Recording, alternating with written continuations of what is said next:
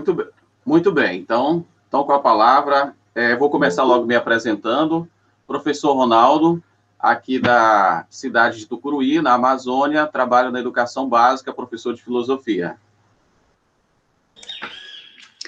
Aqui é a professora Rejane de Itajubá, Minas Gerais, trabalho na educação básica, segmento Fundamental 1, Fundamental 2 e ensino médio.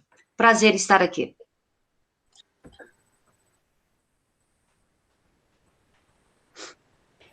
Sou a professora Grace, moro no município de Forquilinha, em Santa Catarina, e trabalho com educação infantil. É um prazer também estar aqui. Bom dia, sou a professora Franciele e também coordenadora aqui no município de Catalão. Olá, eu sou o pedagogo João Gaia, trabalho com ensino fundamental em Macapá, Amapá. Bom dia, eu sou a professora Diene Eire, sou de Itajubá, sul de Minas, trabalho com ensino técnico, superior e pós-graduação. Olá, sou Juliana de Jesus Santo Rocha, graduada em licenciatura em matemática, pós-graduando em neurociência, Camaçari, Bahia.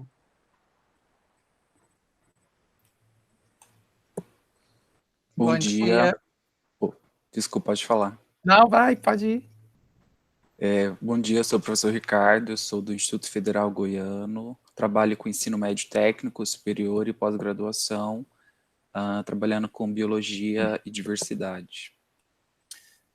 Bom dia, Paulo Júnior, sou assistente social da Secretaria de Educação aqui do município de Campos, interior do Rio de Janeiro. Bom dia, me chamo Sandra Martins, sou do município de Paragominas, Pará, trabalho com educação indígena.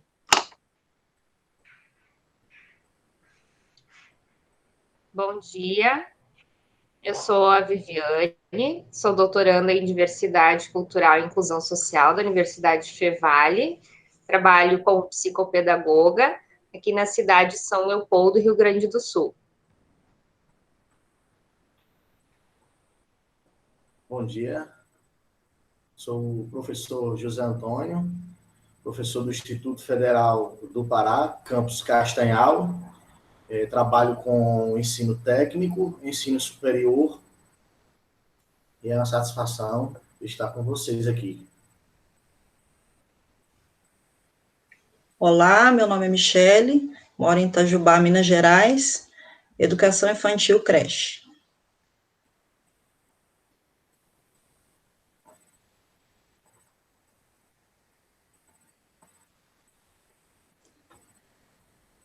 Olá, bom dia. Eu me chamo Luiz Cláudio, moro em Propriá, estado de Sergipe. Atualmente estou trabalhando como orientador profissional na educação de jovens e adultos e também educação profissional.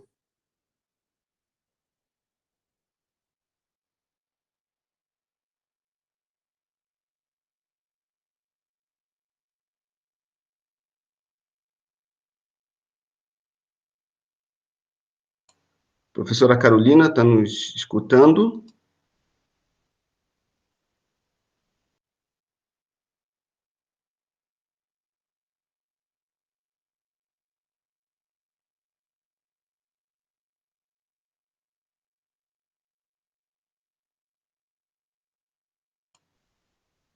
Eva, está nos escutando? Professora Carol?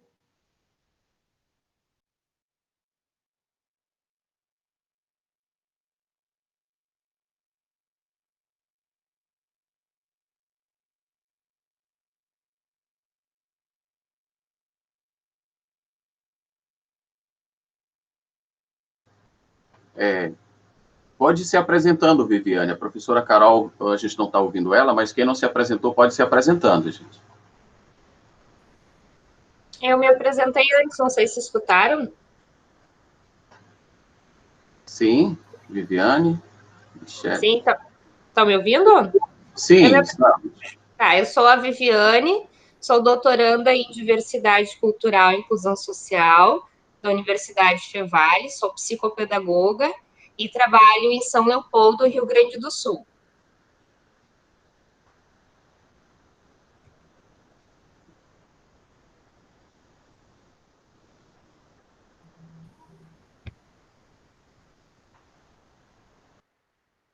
Me chamo Diego Kenji, sou de Itajubá, Minas Gerais, sou doutorando em educação e faço parte desse grupo chamado de Formação de Professores.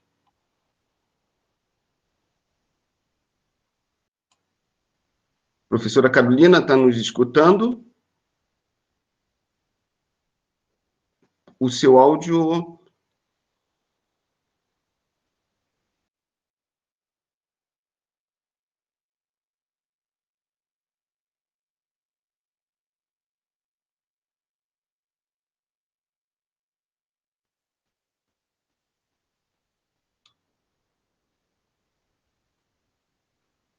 Todos, então, acho que todos já se apresentaram.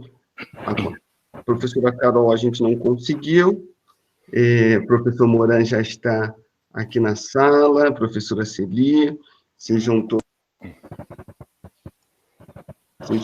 todos bem-vindos a essa webinar sobre tecnologias, Covid-19 e formação de professores. Inicio esta webinar com uma parte do texto do professor Moran sobre as transformações na educação impulsionadas pela crise. Ele fala as seguintes palavras: as crises trazem consequências muito diferentes em todos os campos, porque as pessoas reagem a elas de forma bastante diferente. Alguns aprendem rapidamente, experimentam, enxergam novas oportunidades, modificam sua mentalidade mais profunda. Outros desenvolvem algumas competências digitais, práticas diferentes e fazem só alguns ajustes no seu modelo mental e de vida. Realizam mudanças parciais. Um terceiro grupo de pessoas permanecem na defensiva, só enxergando perdas e problemas. E só mudam tardiamente e a contragosto. As transformações que virão serão fortes, mas com consequências muito diferentes para os diferentes grupos. Uns sairão fortalecidos, com mais ideias, para pôr em prática novas competências, visões, oportunidades. A maioria vão fazer ajustes, incorporar algumas práticas digitais e terão que avançar mais rapidamente, forçados pelas circunstâncias de empobrecimento, pela atratividade das propostas de novos concorrentes. Um terceiro grupo resistirá ao máximo que puder, tentando implementar mudanças mais cosméticas de marketing, sem mexer no modelo convencional, porque isso atende a uma parte da sociedade que é bastante conservadora. Desde já, agradeço aqui a presença do professor José Moran e da professora Celi Lang. Mesmo online, a satisfação é a mesma, e agradeço imensamente por fazer parte deste momento de reflexão e estudo, né, aqui com o nosso grupo de pesquisa, que se encontra aqui representado, professor Moran, por professores de todas as regiões do país e de diferentes modalidades, como o senhor viu.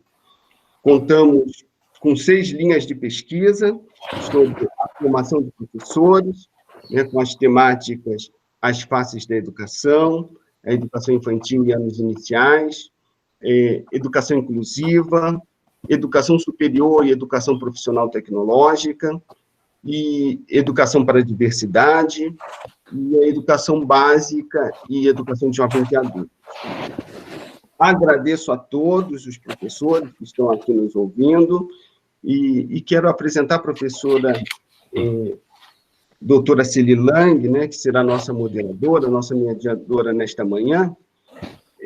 Ela é doutora e mestre em Psicologia da Educação pela Universidade de São Paulo, ela é mestre em Comunicação Social pela Universidade Metodista e pedagoga pela Faculdade de Filosofia, Ciências e Letras de São Caetano do Sul.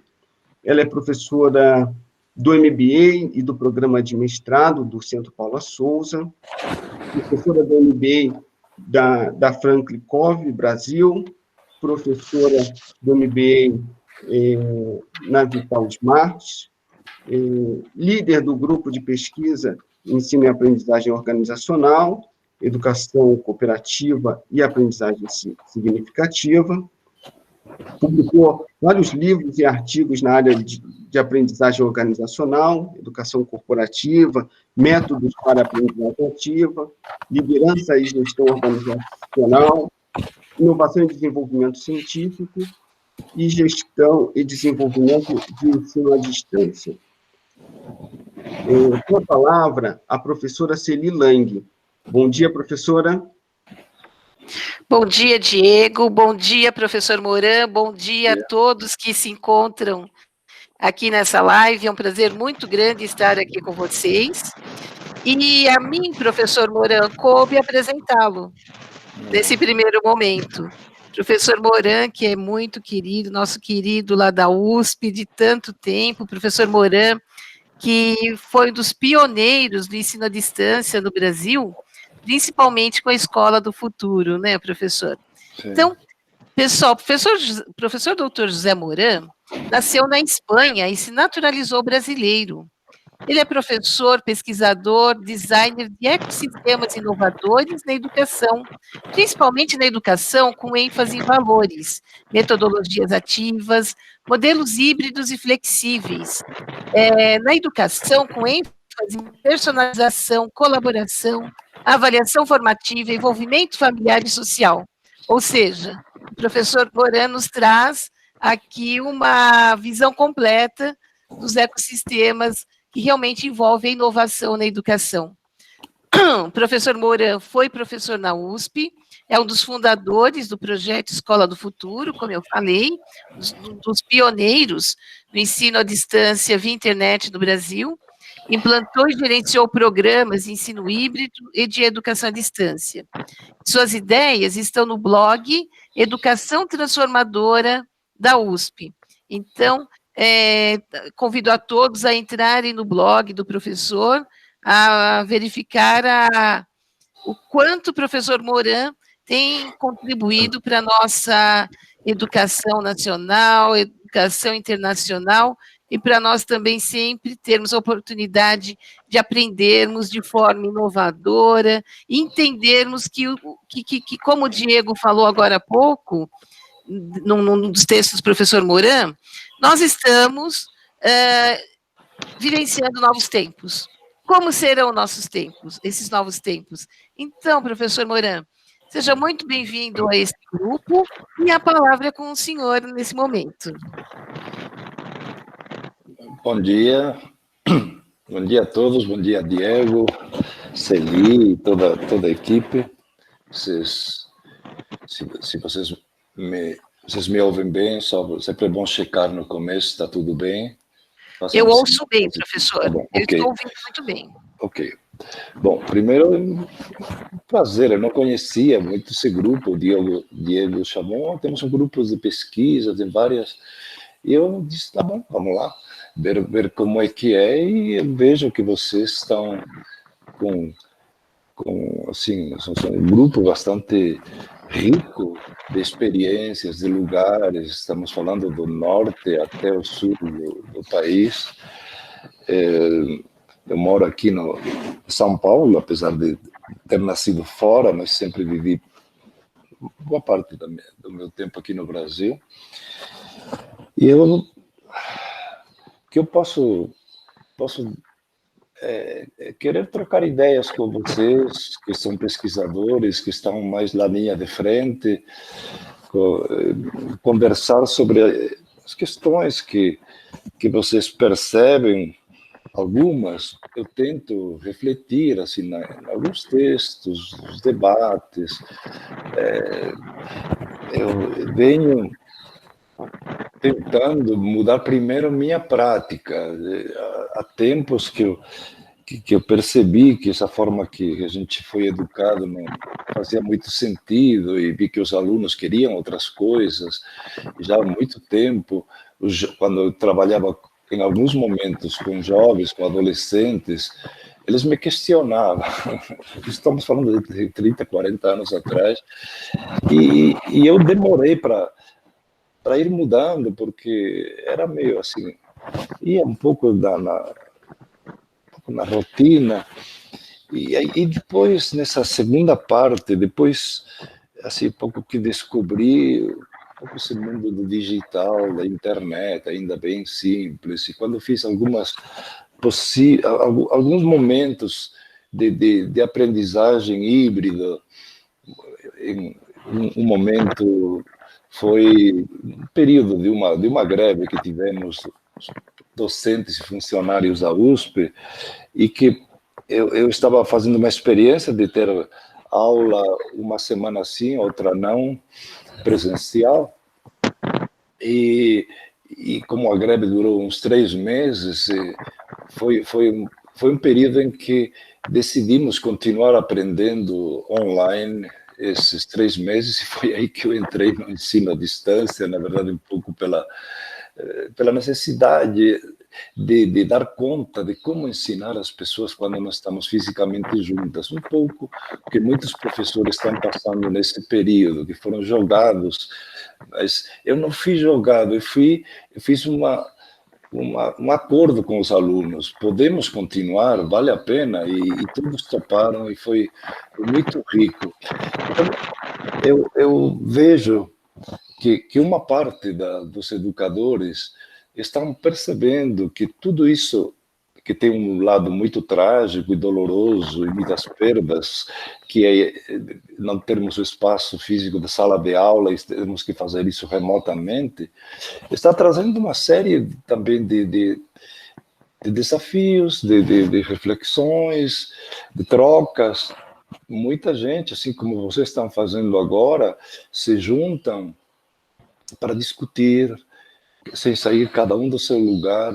Então, essa experiência que já era viável antes, mas agora ficou palpável. Mas nunca tínhamos feito isso com crianças, como trabalhar com crianças remotamente e em situações tão diferentes.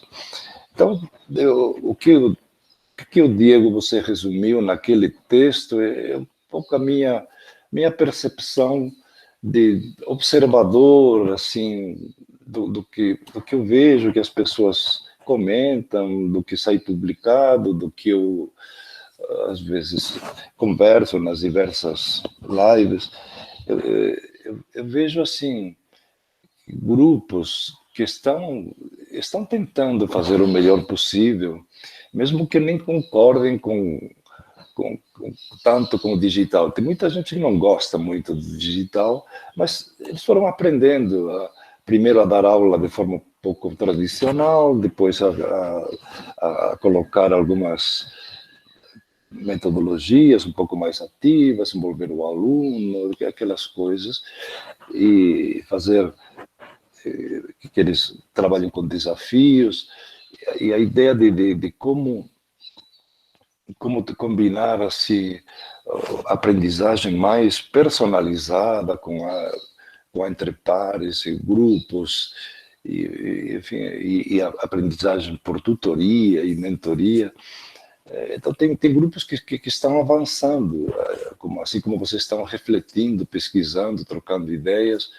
Mas eu sinto que há uma parte do Brasil que está tentando, nesse período, fazer o possível para dar conta de uma situação complicada e ver disso o que fica, é uma outra linha de observação. Bom, e isso aqui, o que faz sentido quando as coisas estiverem menos tensas, como agora? O híbrido, qual será assim, a proposta que faz mais sentido? E como vocês são pesquisadores, são questões que eu gostaria que vocês refletissem mais, estão com mais tempo, e temos que colocar essas questões de ponta, porque tem consequências. Há um discurso de um lado ufanista com o digital, parece que agora tudo, legal, tudo vai ser é fácil, de plataformas que você junta 50, 100 pessoas, e parece que isso já é uma mágica. E temos o discurso derrotista do Brasil desigual, daqueles que não têm acesso, dos 70 milhões que estão fora da internet, da pobreza, enfim, que também é verdade, da diferença da escola pública e uma parte da privada, da educação também superior pública, que ela respondeu de um jeito um pouco diferente a alguns grupos privados, e, enfim, e estamos com todo um desbalanceamento enorme, principalmente no chamado ensino à distância, que 90% hoje está nas mãos já do ensino privado, e a tendência do aumento do ensino à distância é grande, em modelos que, em grande parte, são bastante ainda conteudistas e pouco criativos do ponto de vista do desenho, para que os alunos aprendam de forma interessante. Então, há muitas questões que eu vou assim, olhando e que eu gostaria que vocês analisassem mais e trouxessem subsídios, como trabalhar numa época, num momento que estamos assim de muito esgarçamento e muita assim, radicalismo, assim, de lado a lado, falta de diálogo, como trabalhar com os valores humanos, como trabalhar com a ideia da resiliência, da esperança e de aprender a conviver, de chegarmos a acordos, enfim, como trabalhar com crianças, que é um grande desafio, e aí alguns de vocês se manifestaram antes, como temos feito muitas bobagens, tem escolas que estão dando aula da manhã, das 7:30 da manhã, ou 8 da manhã, até as 3 da tarde, assim, aula como se estivesse na escola. É um absurdo que eu vi em algumas escolas, principalmente escolas de classe média alta, e ao mesmo tempo,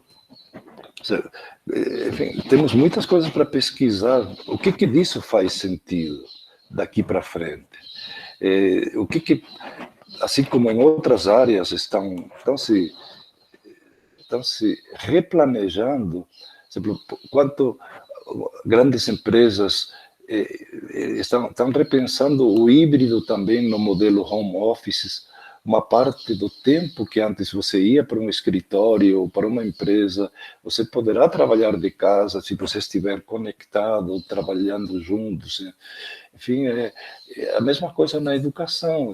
O que faz sentido? Por que temos que ir todo dia ao mesmo local, bater ponto para aprender, quando podemos aprender de formas tão diferentes? E como ter o melhor desses mundos, assim, enfim, o papel do professor nesse momento, enfim, são tantas as questões que inquietações, e esse é um pouco o meu papel, de tentar apoiar aqueles que estão pesquisando, aqueles que estão lá na frente experimentando soluções, para que compartilhem, para que ver o que faz sentido, para que a educação avance, para que o Brasil não fique tão perdido nesse momento de complicações que nós temos. Estava vendo ontem, assim, alguém assim, que trouxe uma pesquisa no ensino superior, que já mais de 25% dos alunos, assim, era do ensino privado, 25% eles perderam emprego, ou seja, alunos que já perderam emprego nesses 3 meses e que não sabem como continuar os estudos se eles não recuperarem os empregos. Então, estamos num momento muito, muito difícil de ver como vamos assim, retomar nossa vida normal, como vamos sair um pouco desse período de medo, da contaminação, e como vamos enfrentar as consequências, né, assim. E como eu falei naquele texto que o Diogo cita, tem grupos que estão preparando, tem startups, tem grupos que estão realmente criando coisas interessantes para depois, já estão pensando no depois. Tem outros que estão fazendo o que podem nesse momento, e tem aqueles que estão esperando, tem instituições que ainda não começaram, estão parando, esperando que a coisa passe e volte ao presencial. Então temos uma diversidade de situações grandes. Mas a minha fala, que é mais uma conversa com vocês, é que vocês assim, me digam se esta visão que eu fiz, assim, esse apanhado, primeiro faz sentido, e que questões vocês têm, e que experiências ou reflexões vocês trazem a tudo isso para a gente continuar aprendendo e depois se apoiando. Além do aprender, temos que darmos muita força, apoio, quem está na educação, quem está na pesquisa, num período em que o Ministério está desprezando um pouco a área de humanas na pesquisa, enfim, temos que fortalecer a pesquisa das ciências humanas, trabalhar com as questões existenciais, fazer da educação realmente um campo tratá-lo com muito carinho, porque é aqui que estamos definindo o futuro do país, nessas próximas décadas, de apoiar crianças, jovens e adultos para que eles queiram aprender, gostar de aprender, ajudá-los a que gostem de aprender, porque se eles gostam, se eles se interessam, eles vão fazer coisas fantásticas, com tantas possibilidades de aprendizagem que há em redes, também em espaços informais, enfim, na relação profissional, no contato assim, com grupos.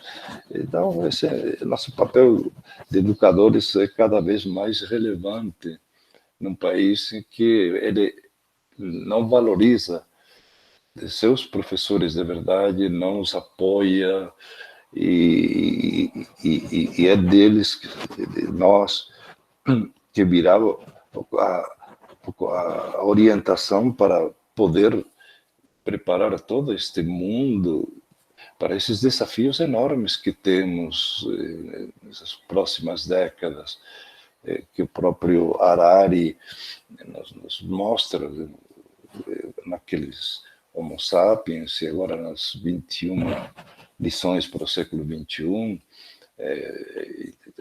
Se a gente não reflete, não orienta as pessoas para tomarem decisões, para serem autônomas, ou pelo menos caminhar numa autonomia maior, saber analisar, escolher entre tantas possibilidades, temos muitos desafios. Então, nós temos um papel importantíssimo que a tecnologia só não vai resolver, a inteligência artificial vai nos ajudar para algumas coisas, sem dúvida. Estamos trazendo questões, mas a educação é uma relação humana, são pessoas que se ajudam a construir uma vida melhor, a entender melhor a complexidade, a ajudar a tomar decisões em todos os níveis que nos tornem pessoas muito mais interessantes, evoluídas e que têm um propósito na vida. É disso que se trata, né? De ajudar e a que os outros também percebam que podem transformar suas vidas pela educação. Enfim, era uma fala assim, meio improvisada, um pouco desse momento, de ver os grupos, dos contatos que vou tendo com diversos setores, e a tecnologia tem algo que já sabíamos, mas que agora estamos pondo em prática. A gente entra em contato com pessoas. Em algum momento estava anteontem à noite, em 2 momentos seguidos, eu estava falando primeiro com o pessoal lá do Nordeste, assim, a partir do Rio Grande do Norte, de Pernambuco, era toda a região Nordeste, e meia hora depois estava falando com o Rio Grande do Sul, com o pessoal do Instituto Federal em Pelotas, da Universidade Federal de Pelotas e da região. Então, é fantástico você poder, sem sair do lugar, entrar em contato com pessoas em todo o Brasil, como agora também eu estou fazendo com vocês em tantos lugares. Então, isso é muito, muito bonito, muito enriquecedor, e é muito, assim, aponta a algo que daqui para frente vai ser comum. Quando quisermos reunir-nos, fazer um projeto e tal, não precisamos estar necessariamente, fisicamente juntos, podemos estar em encontros síncronos, quando nos convier, e fazendo coisas relevantes, e isso vai nos dar flexibilidade para depois cada um ir tocando sua vida de forma sem despender tantas viagens, tanto tempo da nossa vida, às vezes em coisas que são atividades menos importantes. Não sei, aí eu deixo com vocês, não sei que vocês querem falar a partir de agora, de tanta gente. Sensacional, professor Moran, a gente sempre aprende muito com o senhor, muito mesmo. O senhor nos traz os desafios com os quais deveremos conviver, trabalhar, enfrentar, e buscar soluções nos próximos meses e nos próximos anos, né? O senhor nos traz dados bastante assustadores, né? 90% do ensino privado está aliás, 90% do ensino à distância está no ensino privado, e nós temos 25%, já se tem informações que 25% desses alunos estão desempregados e não sabem como vão continuar esses assuntos, né? Não sei se é o caso de fortalecimento do ensino à distância nas escolas públicas, mas o que o senhor falou realmente é muito desafiador, porque nós que estávamos num momento bastante tranquilo do ensino presencial, nos vemos numa situação em que temos que encontrar soluções, né? Nós, do Centro Paula Souza, 300 mil alunos, de um dia para outro, agora é tudo online. Usa a ferramenta Teams. Mas como é que é isso, né? Não, usa aí. Não, porque o discurso, como o senhor bem falou, o discurso da carência, né? Não tem recurso, não tem. Ele é fácil, ele é prático. Mas e quando tem o recurso e não sabe usar, né? Isso é complicado. E as pessoas, o que mais me deixa feliz é ver que as pessoas estão indo atrás. Elas estão desenvolvendo aquilo, professor, que a gente falava no passado, que era importantíssimo, que a educação continuada, que o autodesenvolvimento, a alta formação. As pessoas perceberam que elas se viram, e se não se virar, vai ter quem vai ajudar, enfim, acaba dando certo de alguma forma. E aí eu quero começar esse debate com uma primeira pergunta, que é do Paulo. O Paulo Santos Freitas Júnior Ferreira, pergunta assim para o senhor: quais estratégias podem ser pensadas pelo professor para superar as barreiras impostas a muitos alunos pelo não ou pouco acesso às redes? Então, como que nós podemos ajudar esses profissionais? Essa é uma questão séria. Aqui no Brasil, nós temos uma desigualdade, primeiro, econômica, da pobreza enorme, muita gente estava com uma escola, assim, muitas vezes, que supria até alimentos, dava merenda para pessoas simples, era uma escola que estava feita só para o presencial e com pouco pensada para de poder integrar todas as possibilidades digitais.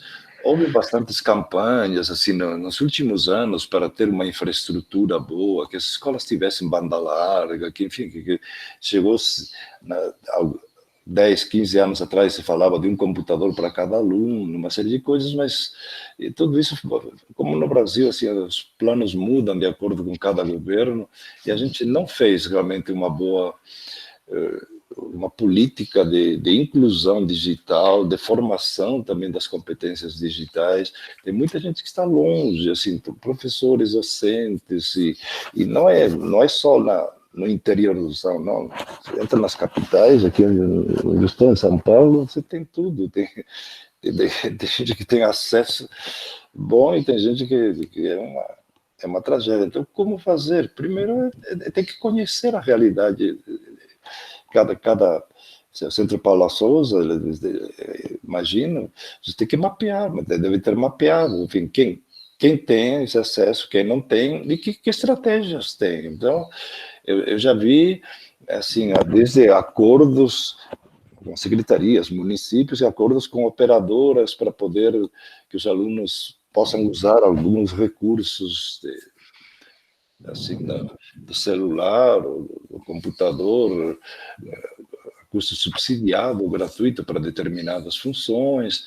Eu já vi campanhas para apoiar alunos de escolas públicas, para que eles tenham esse acesso. Então, pessoas que pagam, às vezes não é governo, são financiamentos privados para poder... campanhas estão acontecendo ainda agora para poder fazer chegar alguns desses recursos para quem precisa, e aí, dependendo do tamanho da rede, se é uma rede estadual, como de São Paulo, Paraná, essas aí você tem que buscar soluções que a gente não estava prevendo, teleaulas, assim, aulas pela televisão, depois usar plataformas, e uma coisa meio desconexa, porque não foi planejada. Então, você pega um professor que era de um projeto de mídias lá do Amazonas e joga aqui para falar para o estado de São Paulo, e, de repente, aí o professor daquela turma tem que fazer alguma atividade a partir de um conteúdo que o professor nem sabe qual é. Então, está tudo um pouco solto, mas são saídas que estão se encontrando num momento emergencial, porque não foi planejado, porque não há uma política de trabalhar com as mídias integradas no país, né? Cada um faz o que quer. Então, a solução está em, primeiro, ir buscando o aluno, ver onde ele está, mantendo contato com ele, que não se perca, seja, não deixá-lo solto durante muito tempo, chegar com ele, a ele através pode ser de materiais impressos também, através do áudio, assim, de podcasts, enfim, nós temos que usar o WhatsApp, todos os recursos para ter os alunos saber onde estão. Primeiro, manter redes de comunicação, de apoio, entender também, num segundo momento, uma vez que você tem os alunos... desculpe que eu esqueci de desligar. Manter os alunos juntos, assim, uma vez que eles estão...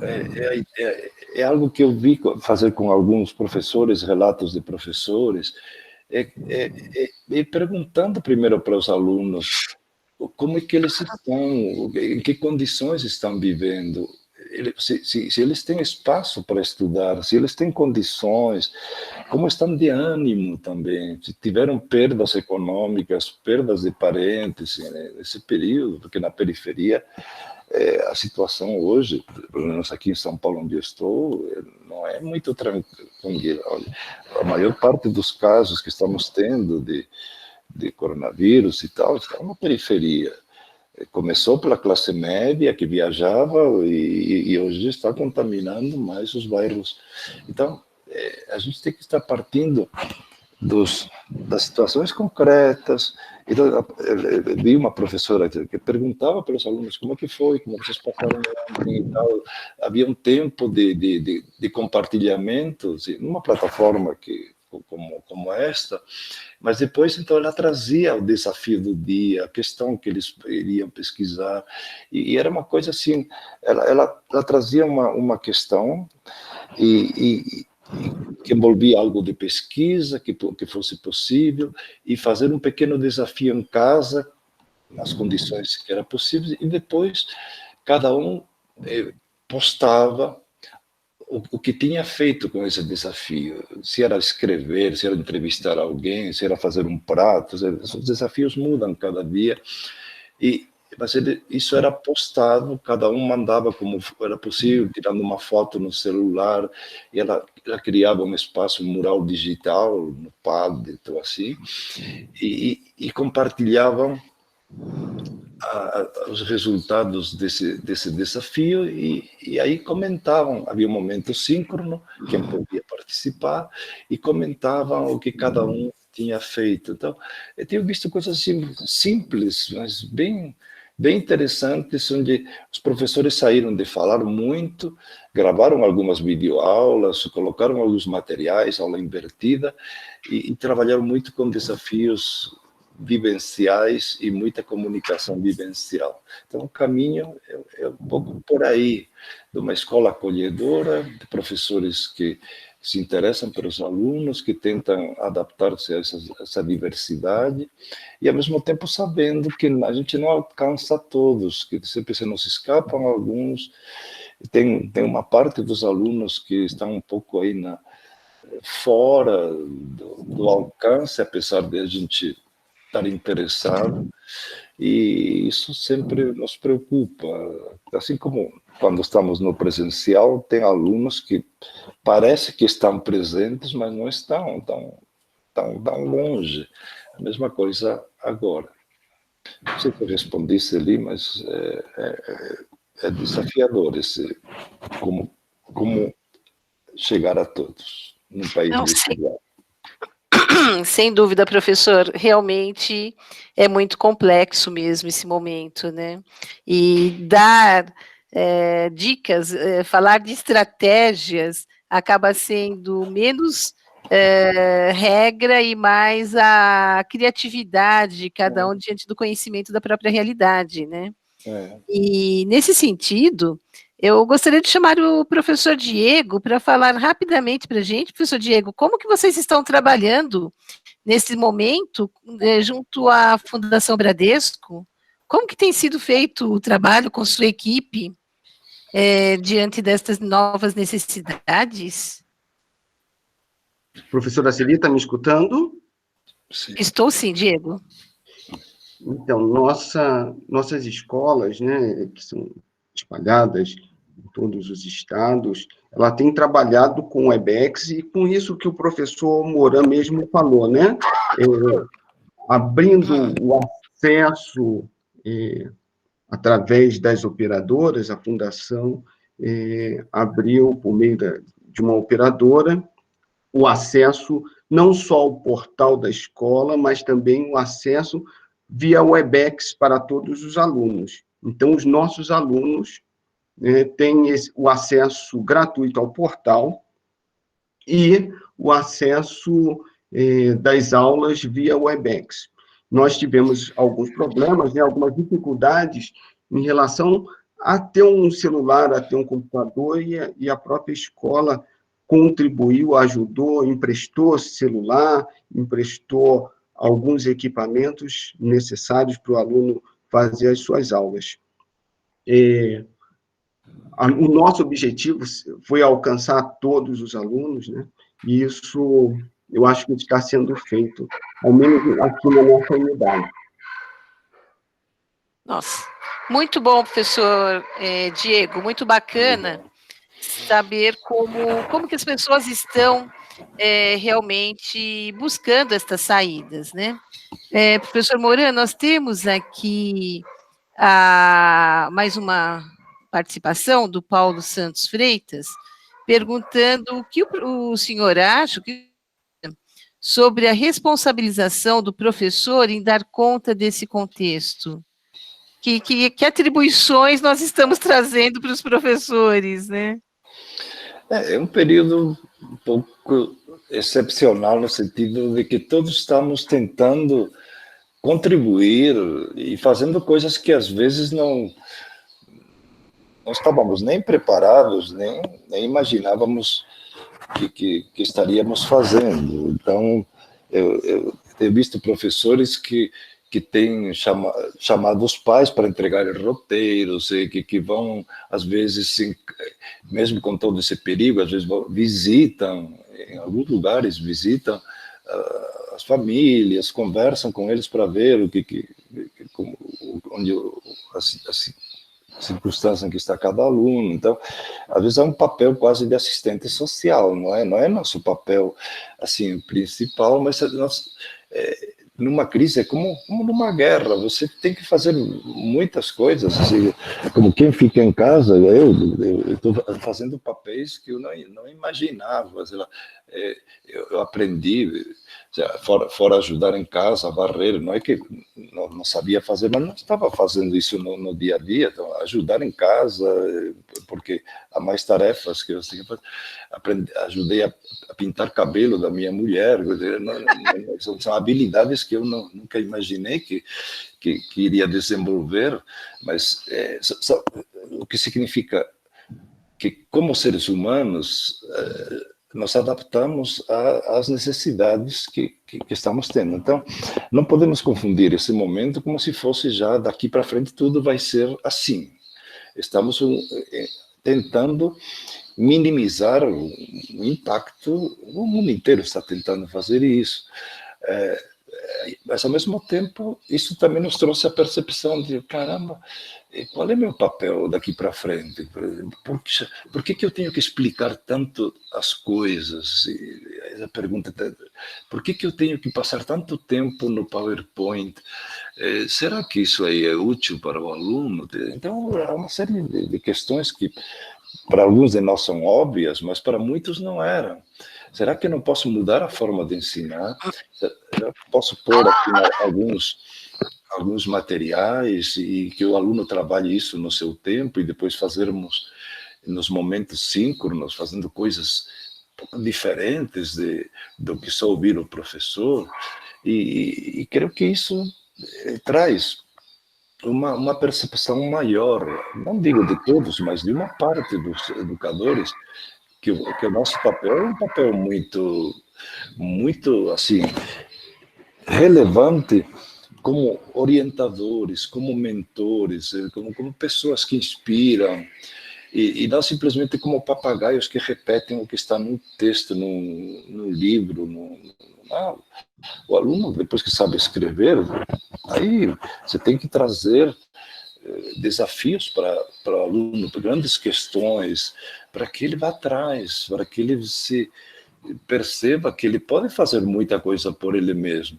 E, ao mesmo tempo, outros momentos em que ele aprende junto com os demais, e que isso é muito enriquecedor. E um terceiro momento em que você orienta, você trabalha aquelas questões que para aquele aluno ainda são diferentes das do colega, então você pode conversar. Então, são papéis de desenho, de design, né, de como oriento percursos, ou desenho e favoreço percursos diferentes de cada um.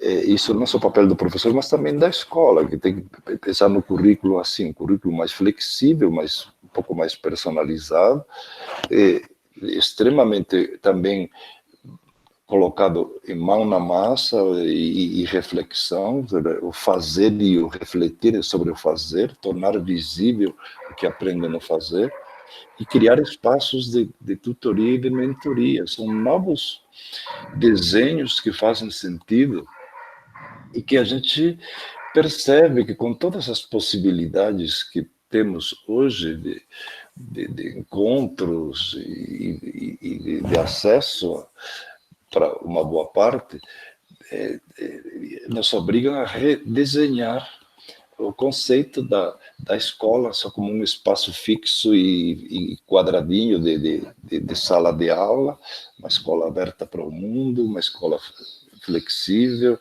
pensar no ensino médio, em que uma parte da aprendizagem talvez não esteja feita só com o professor local, que haja outras, alguns itinerários que os alunos possam percorrer de forma diferente. No ensino superior, temos que repensá-lo profundamente, se é muito idiota se manter jovens assim em salas de aula para fazer o que fazemos, nossa, e de qualquer forma, estas plataformas que nos permitem encontrar-nos ao mesmo tempo e poder trabalhar em grupos, e em pequenos e em grupos grandes, elas vão também misturar-se com aqueles momentos de encontro físico. Então, nós vamos ter assim uma diversidade de soluções que vão depender muito da criatividade de todos e de acordos do que faz sentido para que as pessoas, o que interessa é que as pessoas aprendam e aprendam de uma forma que as iluminem e que tragam desafios. Isso pode ser feito de forma muito menos bitolada, quadrada, como temos que aprender, arriscar, experimentar, compartilhar.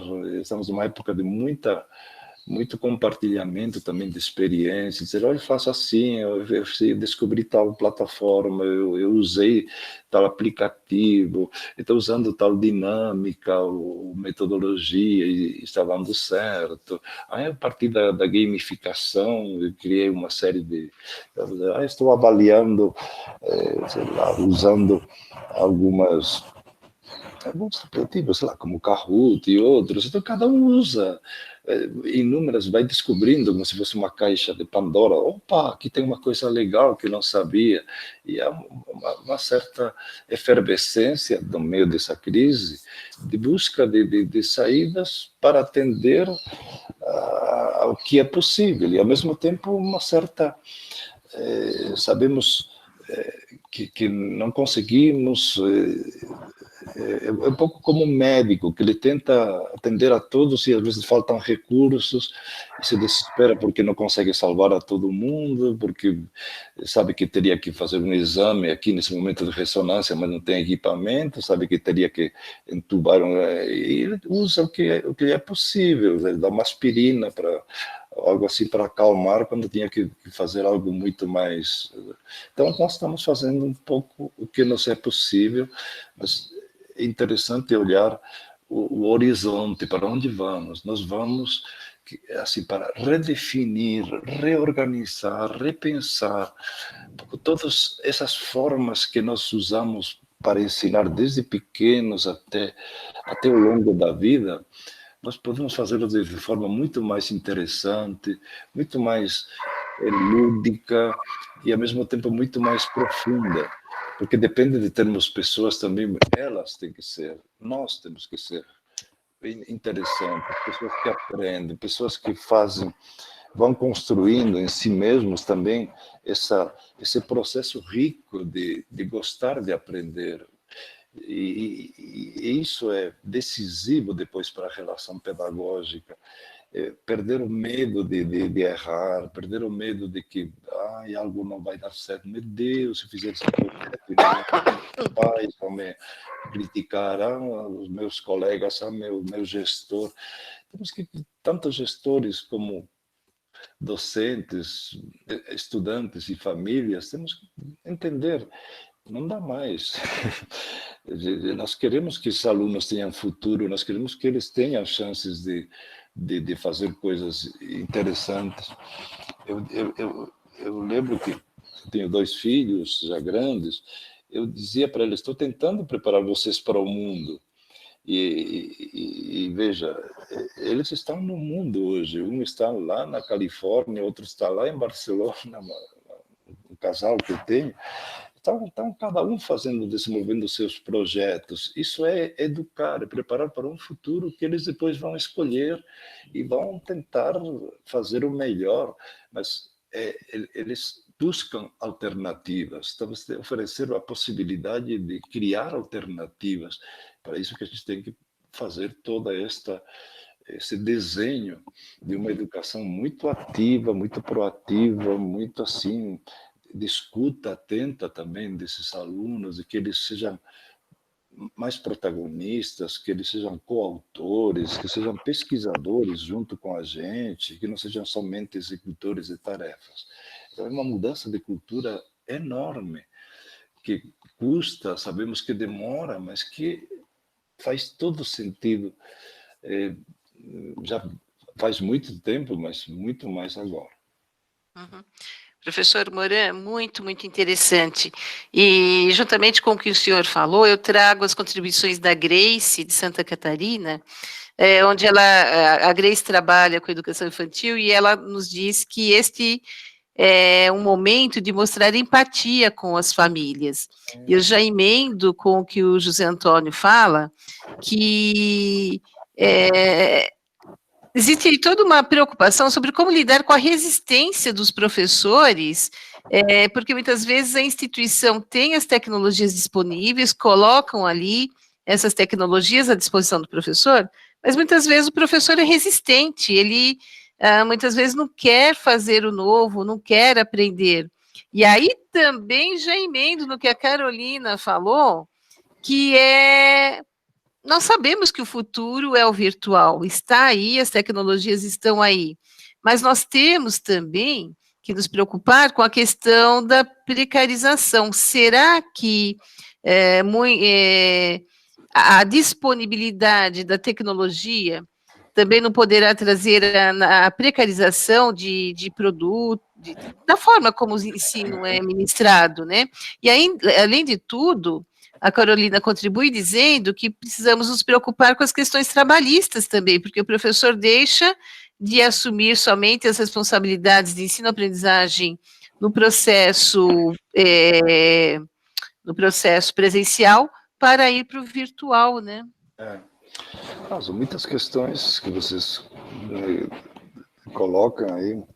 A primeira, que trabalha com crianças, toda isso da empatia, de trabalhar o acolhimento, estar juntos, criar relações de confiança é fundamental. A empatia primeiro começa também por compreender que nós somos frágeis, que tem momentos que desanimamos, que temos também medo e insegurança. Então, empatia conosco, empatia com aqueles que estão conosco, empatia com os nossos alunos. Isso é básico, ter esse olhar compreensivo de que nós somos perfeitos, que também às vezes nos perdemos, e também apoiar os demais, né? Isso ouvi-los, isso é legal.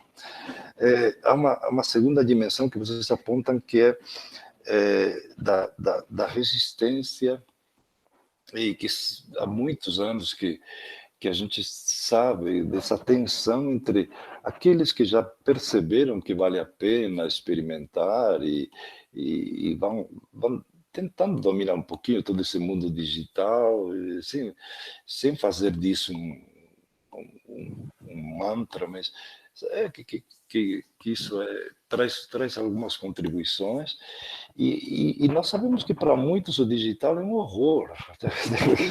Tem muita gente que odeia, tanto aluno como docentes, não é uma coisa fácil, e não é uma coisa trivial. O digital não é só usar o WebEx, ok?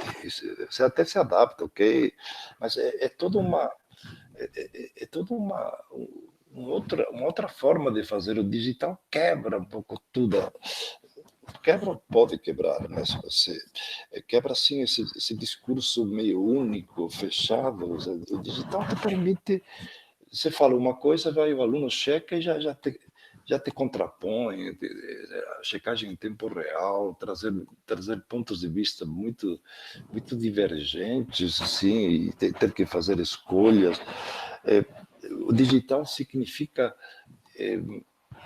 uma certa, além da precarização que falei a seguir, mas é uma certa precariedade das coisas, muda muito. Você entra numa plataforma de notícias, 5 minutos depois já são outras, as coisas duram pouco, é tudo muito precário nesse sentido, dura pouco e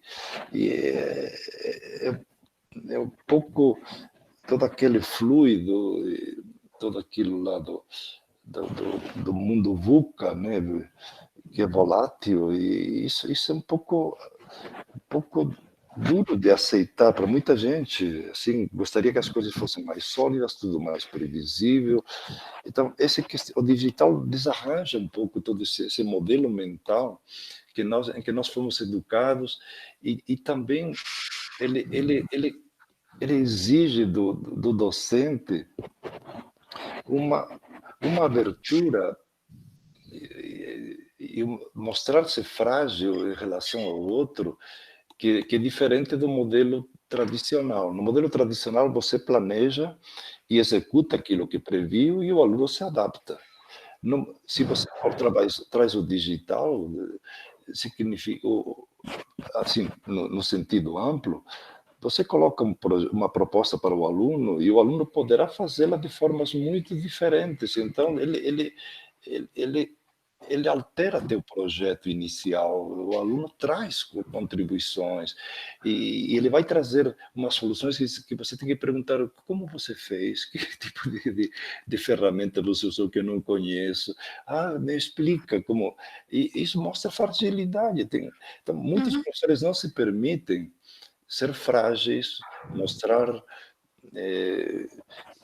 que algumas coisas sabem menos que os alunos. Então, muita porta da resistência tem o medo de que dê errado, do medo de sair do planejamento em que você controla, enfim, e de que o aluno, em muitas coisas, ele possa saber coisas que você não sabe. Então, temos que trabalhar muito essa mudança cultural pela qual todos nós passamos em algum momento, do professor que era um aluno obediente, como eu fui, que fazia tudo que o professor queria, até um professor que incentiva que os alunos questionem, que perguntem, que me exponham, em que às vezes tinha que dizer, não sei, me deixa. E isso é uma mudança. Enquanto você não se permita falhar e expor-se, você não vai ficar resistindo, porque esse outro modelo era mais seguro, mas é muito idiota.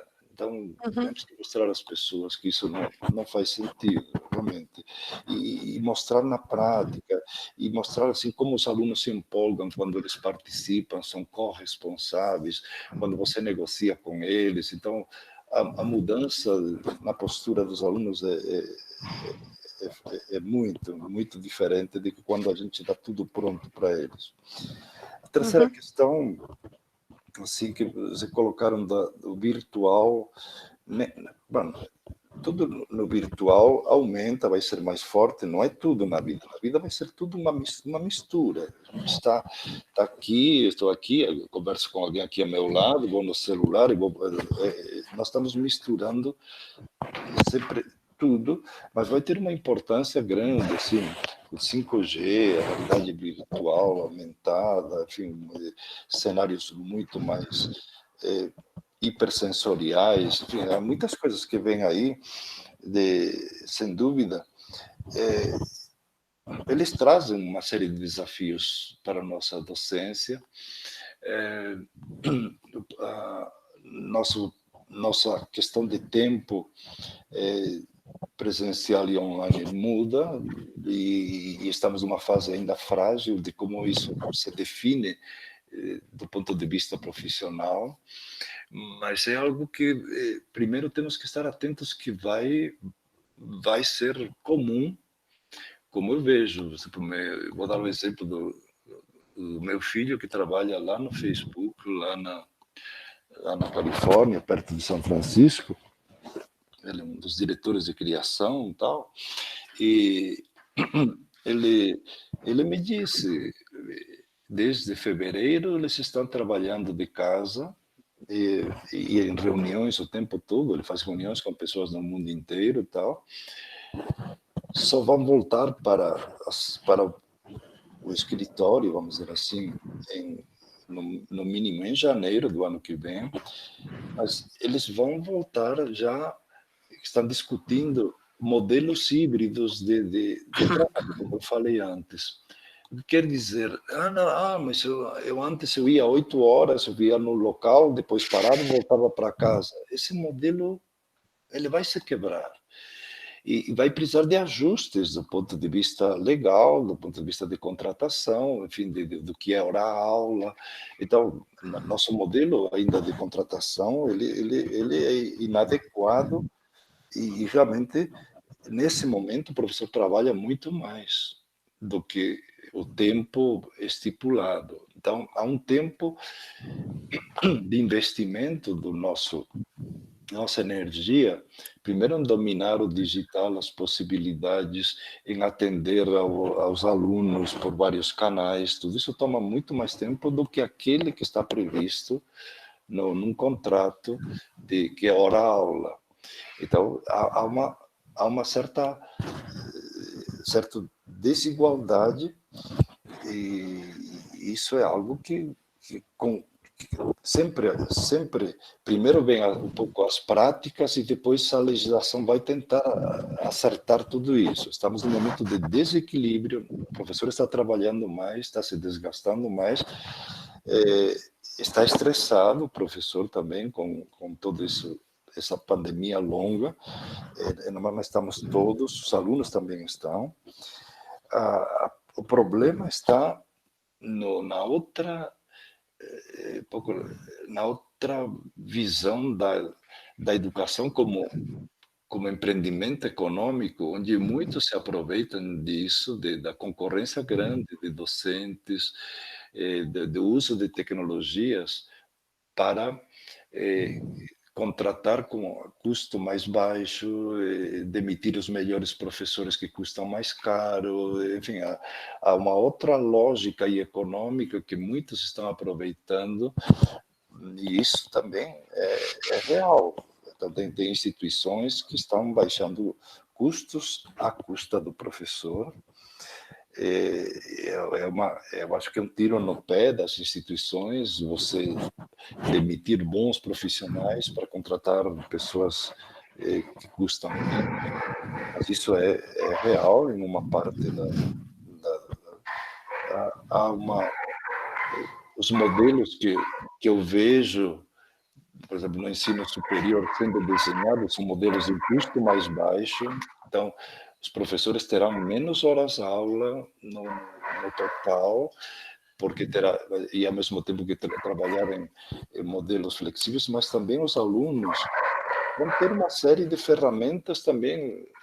O aluno não precisa do babá do professor o tempo todo, o professor vai trabalhar menos com esses alunos, fazendo coisas mais interessantes. Quando falei do papel do tutor, de mentor, série de coisas, aí há uma redefinição de papéis muito grande, que isso que acontecerá nos próximos anos. E o que eu posso dizer que depois chegaremos a um equilíbrio em que teremos, eu acho que, menos professores, mas tem que ser, quem ficar como docente tem que ser uma pessoa muito boa, muito competente, assim, do ponto de vista humano, para trabalhar com as relações, do ponto de vista intelectual e do ponto de vista emocional e de competências, para poder dar conta dessa...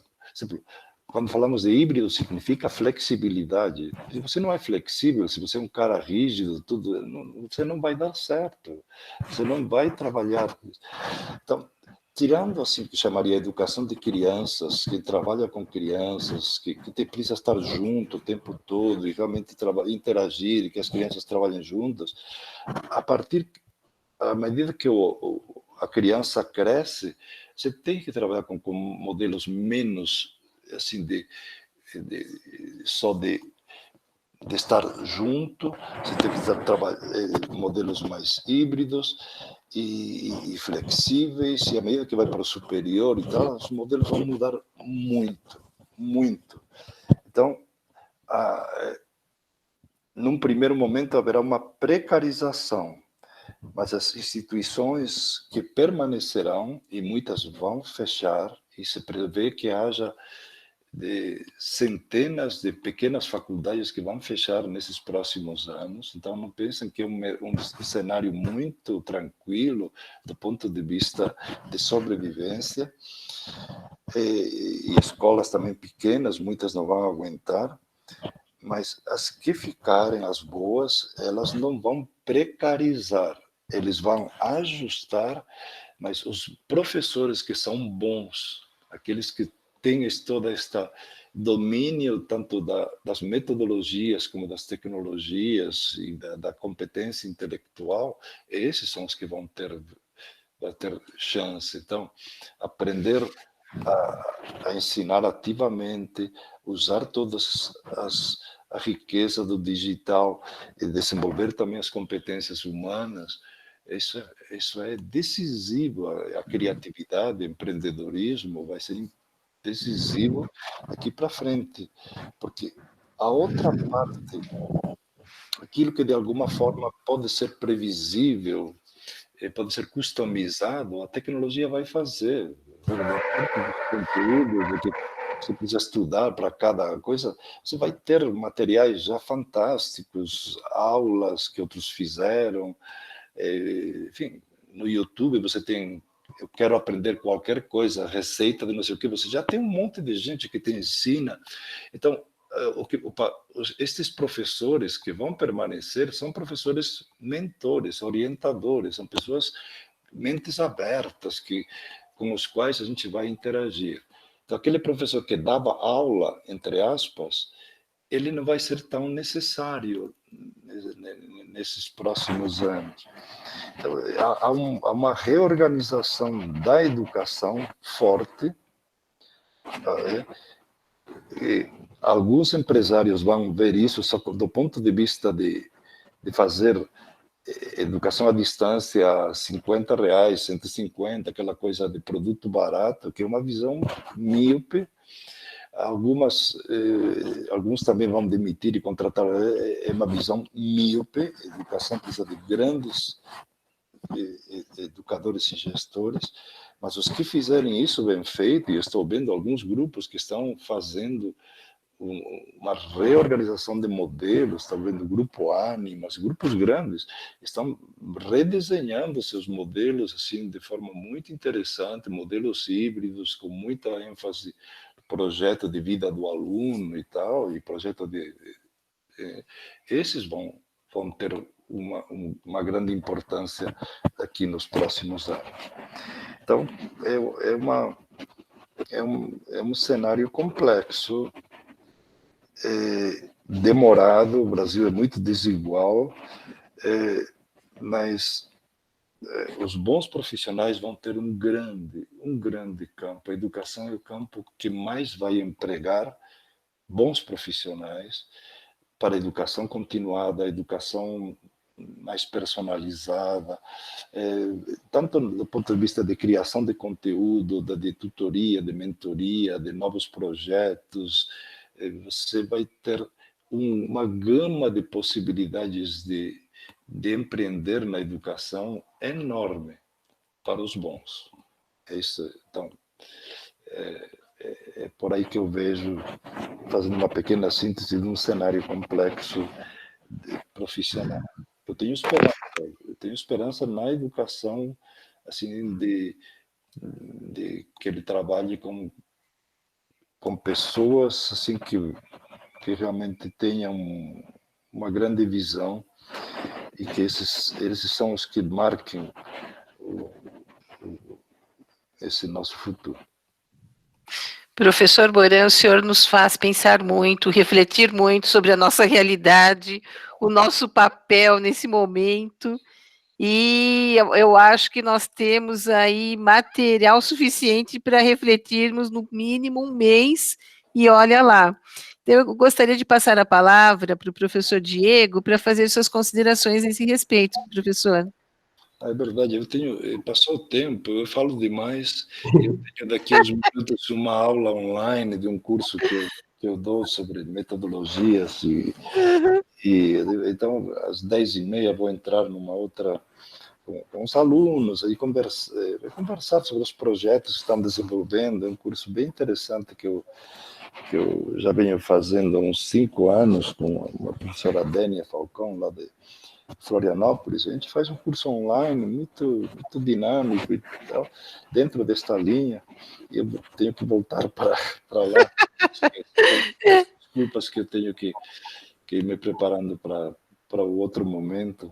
Okay? Professor, mas as minhas considerações serão muito rápidas, tá bom?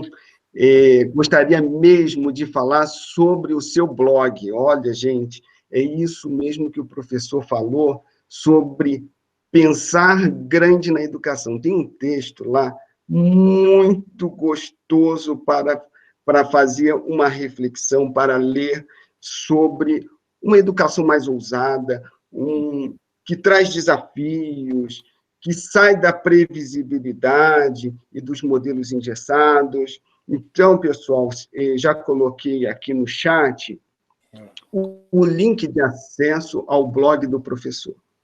Lá também fala sobre metodologias ativas, tem um texto falando praticamente sobre a vida do professor Moran, que é intitulado Minhas Transformações como Docente.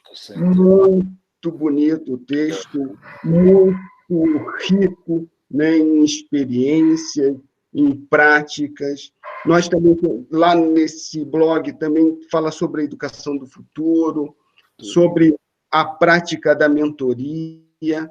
São textos assim que vão nos ajudar na formação de professores. Projeto de vida também é outra área. São questões, são áreas aí. Assim, se vocês quiserem, eu estou escrevendo outras coisas, quando puder eu vou publicar. Eu vou fazer um seminário, tentar, assim, no mês que vem, um dia por semana, discutir algumas dessas questões com um pouquinho mais de profundidade, um pouco como acelerar esse processo de transformação. Se vocês puderem, esse vai ser pago e tal, mas se puder, vai ser uma discussão como a que nós fizemos agora, com mais profundidade, tentar entender um pouco mais a fundo como mudar a mente das pessoas para que eles entendam que isso aqui não tem volta, então eu tenho que como fazer com que aqueles que estão um pouquinho atrás vão junto, e criar equipes de inovação para fazer essas transformações. É uma série de estratégias que vou discutir no mês que vem. Aí, se vocês quiserem, está aí no blog, encontram as informações sobre esse seminário. Começa dia 9 de julho, tá bom? Bom, pessoal, desculpa, Diego, pode falar. Muito obrigado, professor Moran. Acho que foi sensacional. Acho que todos aqui estão com os papéis, assim como a professora Celi, de 10 a 20 páginas, né? Escritos aí com ideias, com percepções, acho, com uma motivação de mudar as nossas práticas e contribuir com a nossa formação. Muito obrigado, viu, professor Moran, de coração. Agradeço a sua presença, mesmo virtual, né, mas... Gostaria de tê-los ouvido, porque vocês têm experiências muito ricas, de gente assim, de todo o Brasil, mas, enfim, em outro momento, quero conhecer, divulguem o que vocês estão pesquisando, compartilhem, porque isso nos ajuda também a ver se aquilo que estamos pensando e escrevendo, no caso eu escrevo, ver se aquilo faz sentido. Você tem que ter o feedback de vocês, que são os que estão na pesquisa mais de ponta, ok? Uhum. Perfeito, professor. Quero agradecer imensamente. Pessoal, este é o professor Moran. Eu acompanho o professor Moran, acho que nos últimos 30 anos, e cada conversa é uma nova aprendizagem. Para mim, a aprendizagem que ficou hoje é a importância do equilíbrio humano, emocional e intelectual. E estarmos preparados para mudança de cultura e mudança de paradigma, e também mudança para... Não é uma mudança, mas é uma reflexão sobre a identidade dos professores. Qual que é a minha identidade hoje? O restante vão ser ajustes. Ajustes trabalhistas, ajustes de gestão, ajustes de sensibilização e principalmente ajustes de boa vontade. Mas o que nós temos que pensar são nas nossas novas formas de pensar o que é ser professor, o que é educação. Professor, eu quero imensamente agradecer a sua disponibilidade de estar aqui. Eu quero agradecer o professor Diego por ter nos propiciado toda a organização desse evento, ter atraído essas pessoas que estão aqui hoje, cada uma de uma região do país, e todas elas muito interessadas em rever esses modelos de educação. Eu quero agradecer ao professor Ronaldo, que também nos auxiliou muito com toda a tecnologia. Quero agradecer cada um dos professores que estão aqui. Quero agradecer meus ex-orientandos que estão aqui também, a Rose, o Samuel. Então, gente, eu acho que a educação do futuro é isso, uma educação compartilhada. A tecnologia é um detalhe, mas a disponibilidade de compartilhamento é o que fica. Professor Moran, muito, muito, muito obrigada por compartilhar um pouco com a gente. Muito obrigada. Obrigado a vocês, obrigado a cada um. Espero poder vê-los em outro momento, conversar com vocês e aprender muito com vocês também. Mas publiquem, compartilhem, mandem-me coisas que eu gosto de olhar, estou à disposição de vocês, tá bom? Um bom dia para todos e até um próximo encontro. Um beijo para cada um, tá bom? Até mais. Obrigado, Diego. Obrigado, Roseli. Tchau, tchau, gente. Um grande abraço virtual para todos. Tchau, tchau.